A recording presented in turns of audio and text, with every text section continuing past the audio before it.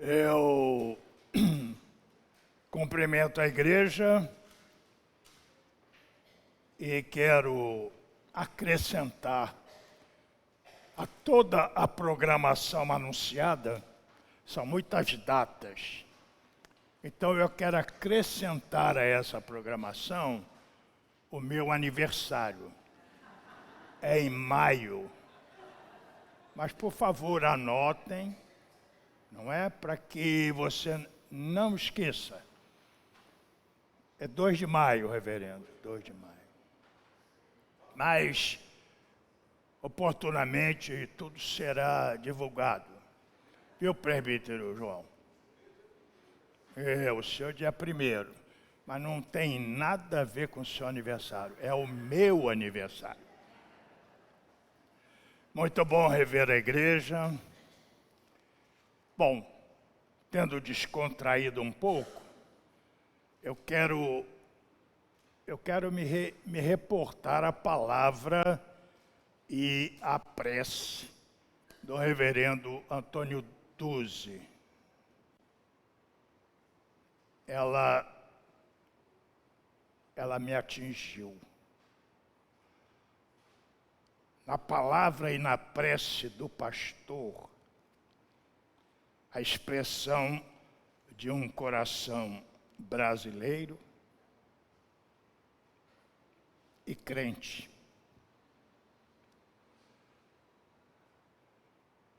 E acredito que também tenha, de alguma forma, sensibilizado a alma da igreja, neste contexto da chamada Semana da Pátria. Vivemos tempos preocupantes mesmo.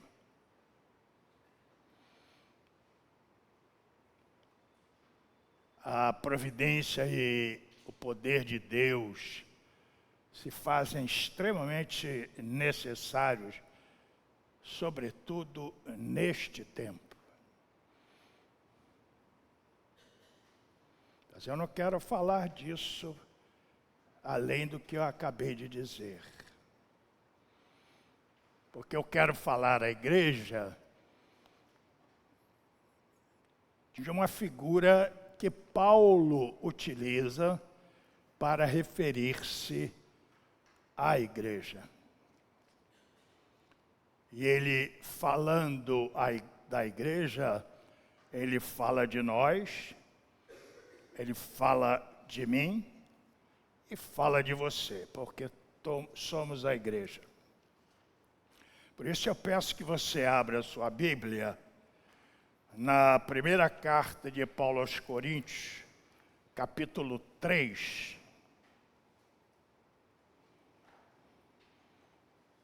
Primeira carta aos Coríntios, capítulo 3, versículo 9, e apenas o versículo 9. E, na verdade, só uma parte do versículo 9. Embora eu leia agora o versículo inteiro. Encontrou, Ângela? Encontrou, né? É fácil, com celular é fácil. Eu quero ver encontrar o texto sem celular. Isso é que é difícil. E da próxima vez que eu pregar, ninguém vai usar o celular para ler o texto, porque eu vou pregar em sofonias. Tem gente que nem sabe que existe esse livro nas Escrituras, sofonia. Vá se preparando. Muito bem. Primeira carta de Paulo aos Coríntios, capítulo 3, parte do versículo 9.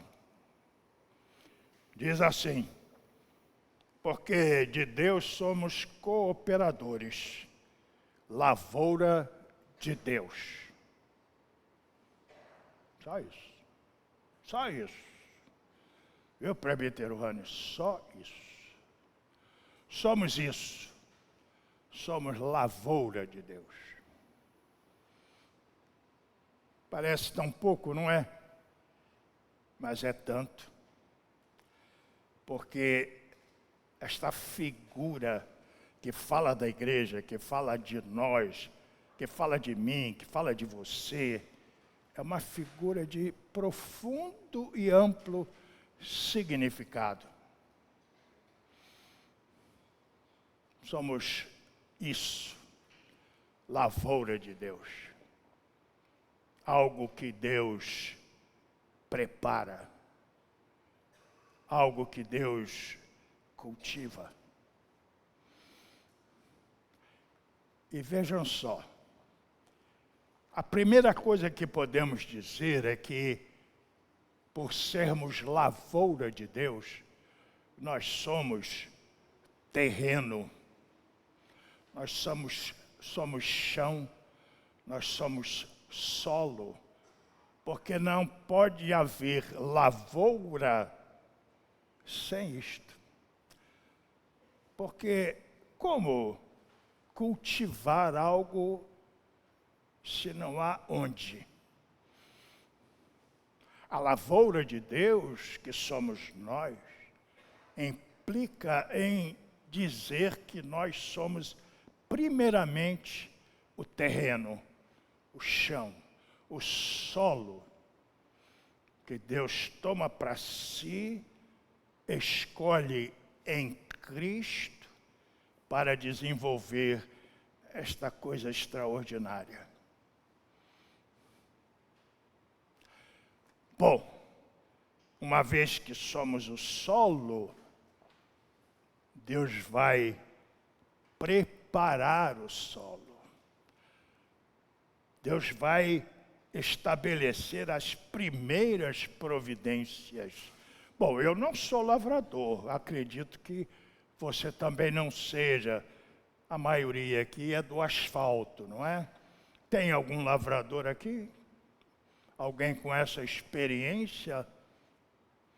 Mas a gente não precisa ser um lavrador para entender o que é uma lavoura, como ela se dá, em que ela resulta. Primeiro é isso. Somos o terreno, o chão, que Deus em Cristo escolhe para estabelecer esta coisa extraordinária, esta lavoura. E aí ele toma as primeiras providências, quais sejam, antes de tudo, arar o solo. Não se prepara uma lavoura apenas com a escolha do terreno. É preciso lavrá-lo, arar o solo. E o que é arar o solo? Eu vou ensinar a igreja. Eu vou ensinar a igreja o que é arar o solo. Viu, reverendo Diego? Porque o senhor pode estabelecer uma lavoura lá na sua varanda. Arar o solo é revirar as camadas do terreno, de tal sorte que as de baixo venham para cima e as de cima para baixo, invertendo as camadas. Então, arar o solo é isto, é revirar as camadas do terreno, invertendo as camadas. E neste processo, cria-se as melhores condições para que o terreno absorva a água e retenha a água. Porque é importantíssimo o trabalho da água no solo revirado. E é isto que vai dar a oportunidade melhor do crescimento das raízes das plantas. Aula de lavoura aqui. Aprenderam? É isto. E é isto que Deus faz quando em Cristo nos escolhe como terreno para fazer a sua lavoura. Porque a lavoura é de Deus. Ele nos revira. Ele inverte as posições da nossa alma e o que está escondido vem para cima e se revela, e nem sabemos. E vamos nos descobrindo como realidades que não conhecíamos profundamente. Vamos nos conhecendo, porque Deus vai nos arando e vai nos revirando, vai nos revolvendo, vai movimentando o nosso ser, a nossa alma, o nosso corpo. E isto vai criando em nós condições novas de vida. Porque às vezes estamos tão ressecados, às vezes estamos tão embrutecidos como terreno sem aragem, que não percebemos as nossas realidades. Não percebemos o que em nós está precisando de cuidado. E vem Deus que nos escolhe em Cristo e ara o terreno que somos nós. E quando Ele completa esse processo, aí sim, aí o terreno está pronto para receber a semente. E qual é a semente que Deus planta neste terreno que somos nós? O que é que Ele planta? Qual é a semente? O que fruto Ele vai esperar? Porque quando o lavrador planta a sua semente, ele espera que dessa semente brote o fruto ansiado, desejado. Qual é essa semente? É a graça do Senhor Jesus. Essa graça que nos redime, essa graça que produz em nós uma nova vida. É a graça do Senhor Jesus em nós. Coisa maravilhosa. Terreno revolvido, terreno remexido, agora um terreno semeado. Semeado com a graça do Senhor Jesus. Esta graça que é melhor do que a vida. É essa graça pela qual somos salvos. Esta graça que faz com que uma nova realidade brote de nós. Desse terreno tantas vezes ressequido.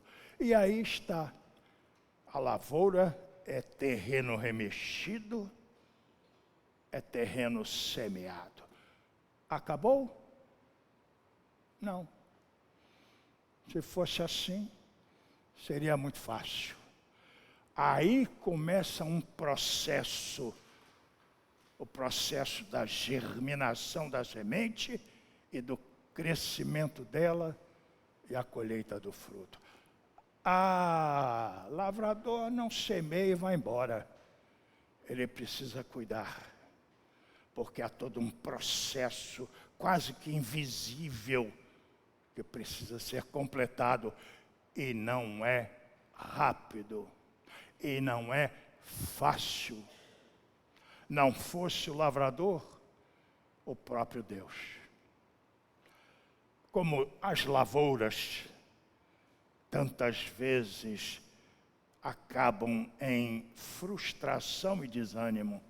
Quantas lavouras são perdidas pela falta de chuva, pelo sol inclemente, pelas pragas que chegam. Veja, eu não sou lavrador, nem você, mas não sabemos disso? Sabemos.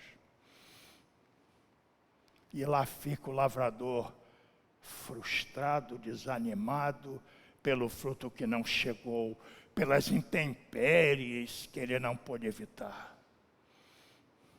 Assim somos nós tantas vezes. Terreno escolhido por Deus em Cristo, terreno remexido pelo arado de Deus, terreno semeado com a graça do Senhor Jesus. E às vezes ameaçado por uma chuva que não desce, por um sol que castiga, por uma praga que destrói. Ah, como é frustrante esperar um fruto desejado que jamais chega. Já passou por isso? Já experimentou isto? Arar, semear, proteger e não colher aquilo que se espera. Quanta gente agora, neste tempo, neste Brasil que preocupa, quanta gente frustrada por lavoura que não se deu, que não se completou, que se perdeu nas condições inóspitas. Quantos sonhos perdidos, quanto sorriso desfeito, quanta expectativa frustrada. Sabe disso? Já passou por isto? Mas é assim muitas vezes. E eu sei de gente que vive este tempo de desencanto, de desalento, de preocupação, como vive o reverendo Duzi, e que também expressou o nosso próprio sentimento, de brasileiro e de crente. Recebi a sua palavra assim. Ela é minha, é de muita gente. Mas o Brasil é maior do que tudo que se pode ver. O Brasil é a pátria, é o nosso país. Ele é nosso. E sob a influência, sob a presença da igreja, ele há de ser o que é. Lavoura de Deus. E há de dar o seu fruto abundante, rico. Porque, irmãos, quando a lavoura é do Senhor, não há nada que impeça o seu fruto. Porque a graça de Deus é que é a semente. E quando a chuva não descer, Deus há de regar o terreno que somos nós, com chuvas de bênçãos. Ah, quando a praga sorrateiramente se infiltrar e ameaçar destruir o que se plantou, o Espírito de Deus, com seu poder, há de rechaçar tudo isso. E o fruto há de chegar. Ainda que não chegue no tempo desejado, mas ele será certo. Sempre esperei em Deus e ainda o espero.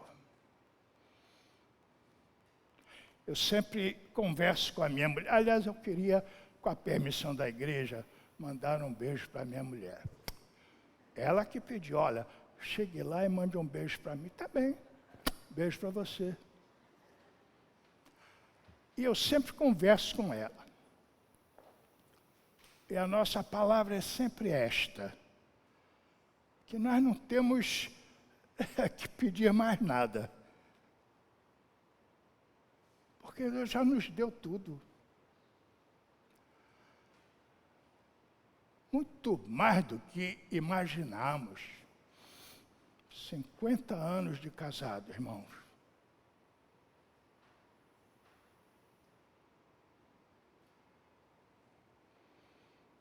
Três filhos, 5 netos, cada um mais bonito que o outro.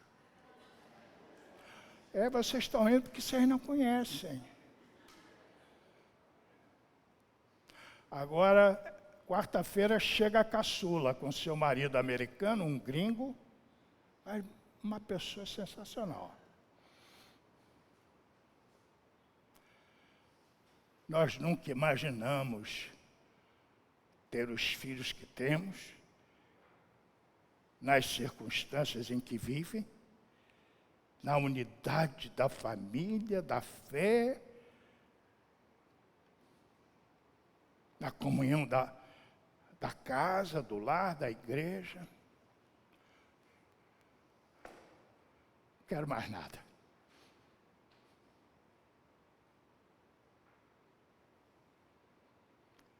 Lavoura de Deus. Terreno remexido, revirado, afofado, plantado com a graça do Senhor Jesus, protegido pela providência de Deus, que garantiu a chuva, que temperou o sol, que fez brotar o fruto. É isso que nós somos. Você pode estar desanimado hoje, agora, porque o fruto não chegou ainda, ou quem sabe, frustrou a sua expectativa. Não desanime não. Ele vai chegar. O fruto que você deseja. Se ele é um fruto que vale a pena, aguarde, ele chegará. E você há de colhê-lo na alegria e na beleza da sua fé. E nós nos alegraremos com você. Está triste? Está preocupado? Eu também. Mas não desanimado. Não derrotado. Porque a lavoura é de Deus. E a germinação da semente, o crescimento dela, a expressão do fruto, são garantias de Deus em nós. Deus abençoe você. Lavoura de Deus. E não se esqueça que meu aniversário será em maio